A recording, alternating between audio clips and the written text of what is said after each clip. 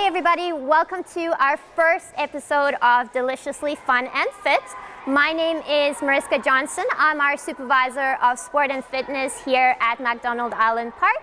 So right now we're in the High Performance Center, home of Fort McMurray.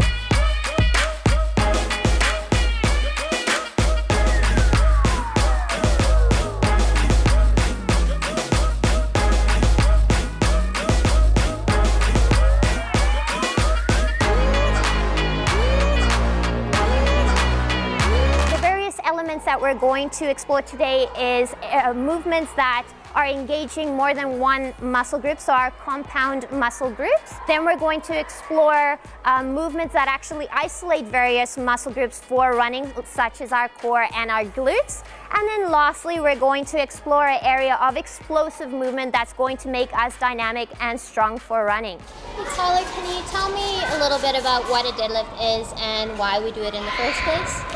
So a deadlift essentially is just picking something up and then putting it down with good form.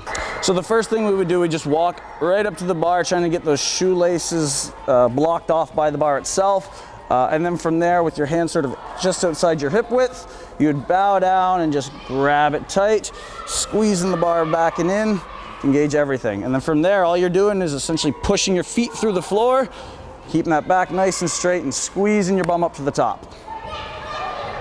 Good. Excellent. Now you're keeping those shoulders tight back, hips are squeezing forward, and those feet are staying planted all the way across. Awesome. Right? So what are some things that people need to watch out for when they're doing a deadlift? Okay, so the big ones is that round spine. If we don't have the hip mobility and we end up reaching for it, you're gonna feel a lot of pressure through your upper back, right? Yeah, that's no good, right? You want to take all the pressure out of your spine. You should be able to feel that as you're doing it.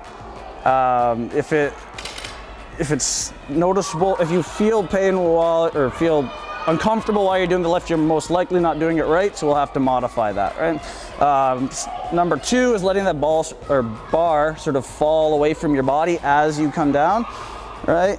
So you'll notice that your toes start to fold forward, right? You can't keep that close, right? You're pushing a lot more stress into that lower back and even the knees to a point there, right?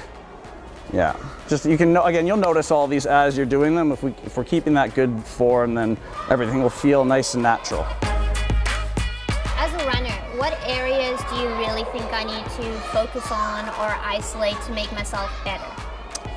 So not even just as a runner, but in general, I think the most underappreciated areas that we should be focusing on for that injury prevention and for competition are our glutes and our trunk. From that position, I want you to drive your heels through the floor and lift right up to the top. This will just get us set up. Let's just try and walk our feet out a little bit. There we go.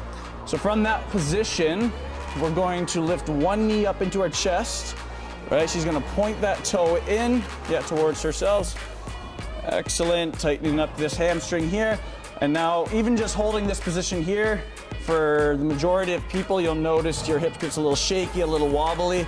You're gonna start to feel that burn through hamstring and your glutes. If we wanted to add a little intensity, we could drop our hips just a little and then drive right back up, right? Extending back through our hip, right? Trying to really emphasize one side to the other.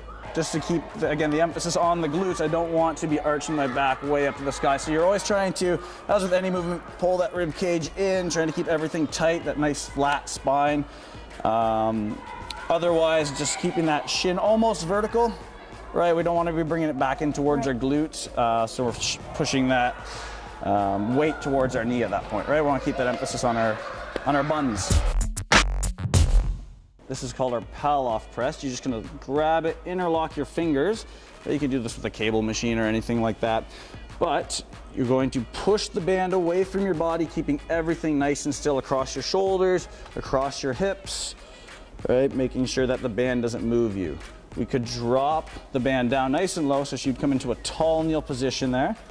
Right, it just takes extra pivot points out of place, so her knees and her ankles, and all she does is squeezes her butt forward, drives the shoulder down her back, and then again, extends the arms out, back and forth, or again, just that posture hold, holding for 30 seconds or so. While I'm doing this exercise and doing the pull-up press, what Yes. are some things that I need to watch out for?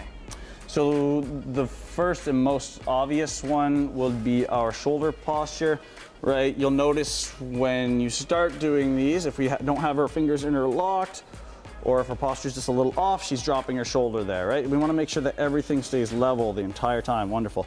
There might be a tilt through your shoulders, it might be through your trunk in total, but again, we want to be nice and straight.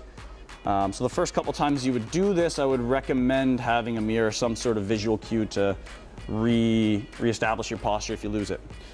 Secondly would be our hips. That's why that tall kneel position would be ideal, right? To help prevent any rotation through the hips, right? To help compensate. And this one's not usually noticeable by the athlete.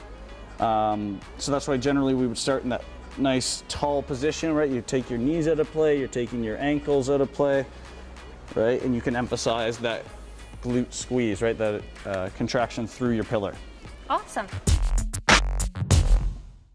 So I've seen a lot of runners actually use a prowler for a sled push. Can you tell me what it actually is and why they do it?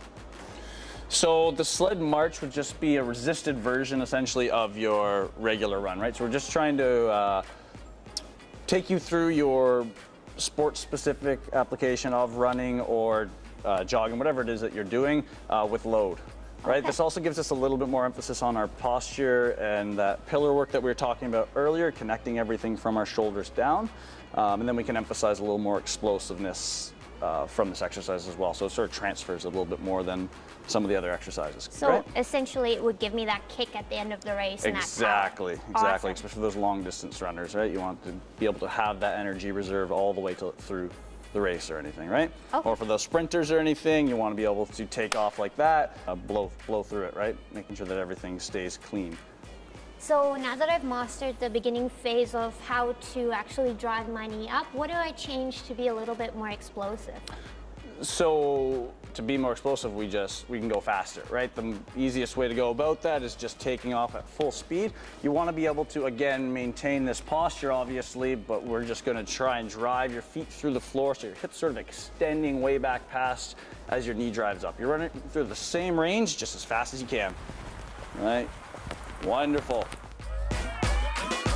It's Mariska Johnson here. Thanks, Tyler, for joining us today. Thank That you for was having awesome. me. For showing us some exercises that we can incorporate for running. For more information, please visit our McAllen Fitness Facebook page or our RRCWB website. That's all for Deliciously Fun and Fit. Thank you for joining in. Have a great day.